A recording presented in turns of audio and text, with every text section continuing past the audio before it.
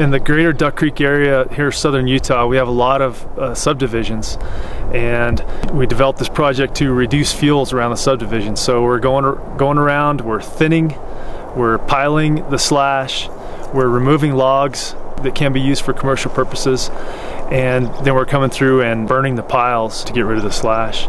And we've done that, on approximately 10,000 acres here on the Duck Creek Fields project. Currently we're standing in the Duck Creek Fields project. This happens to be in Swains Creek, and the area behind me is an area that has not been treated. And we wanted to treat these areas because we knew that one day fire would be inevitable. It would happen here. The area behind me is somewhere around 50 tons per acre. With 50 tons per acre of fuel, we know that we can have flame lengths in excess of 100 feet.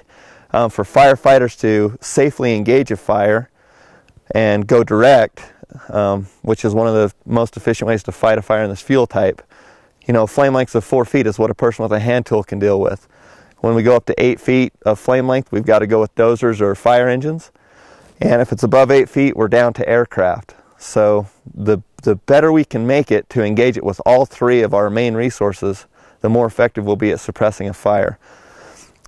If you'll follow me now into an area that we've treated, where we've reduced the fuels down to about 5 to 10 tons per acre in the area behind me, you'll notice several differences. The trees are spaced, the ground fuels are far less, and in an area like this we could expect to see flame lengths anywhere from a few inches to a few feet in places. In an area like this we can definitely suppress a fire. Fire will still burn through here, but with far less intensity. But you can also see other benefits is there's a lot more forage. The animals that call this place home definitely can get a lot more to eat, and that's just another side benefit of this fuel break. Just so happens that in 2012 we had a couple fires that impacted some of our treated areas. This fire that I'm standing in right now, this is the Swains Creek fire. It happened in late June of 2012. The Swains Creek fire happened under extreme conditions. This fire started in our treated area. Flame lengths averaged about 6 inches. You could step over the flames. There's not much fuel on the ground. Fire conditions were extreme. With the Forest Service and local municipality folks, we caught it real quick. It went to half an acre, and we were able to catch it. No homes lost, no trees lost or anything. It was a very good success story for us. We had another fire that started a couple weeks later, and that was the Shingle fire. The Shingle fire started outside of our treated area, started just on forest ground, and the conditions were very high. They weren't as extreme as they were for the Swains Creek fire on the Shingle fire. That fire, started in heavier fuels. There were lots of ladder fuels.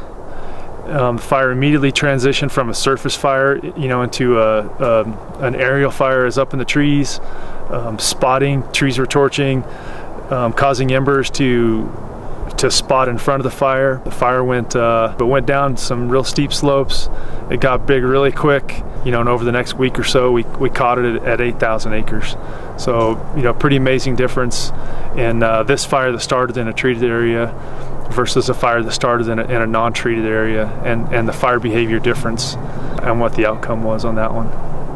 This is basically the first area of our fuels treatment project with Duck Creek Fuels at the fire, and it's basically the green trees. And that area is where firefighters were able to aggressively attack the fire using dozers and hand crew, and also fire engines as well to stop the fire. It allowed for a working environment that was safe for firefighters, and they could effectively attack it.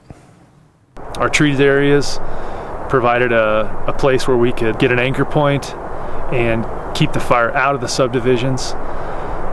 And of course we had numerous partners helping us fight that fire at that time. At first I thought, this is kind of crazy, cutting all this stuff down, but now when you see it, everything is nice and green again, giving a chance for more trees to come up and just cleaner, and if we do have a fire, more accessible for everybody to help put it out.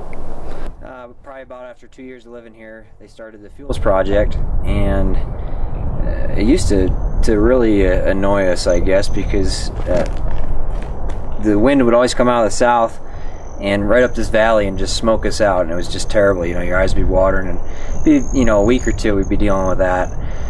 But we got used to it, so they're burning again, and now we know the benefits of it by seeing the effects of this fire. I think that if it wasn't done, I think it would have definitely gotten to the subdivision.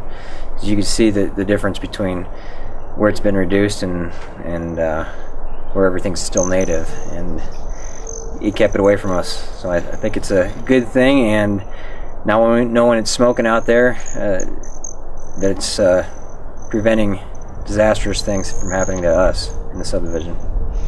Homeowners can clean up around their cabins, and we recommend a 10 to 15 foot space around their cabins, not stacking firewood too close to the cabin, and the main thing is not stacking firewood on their porches.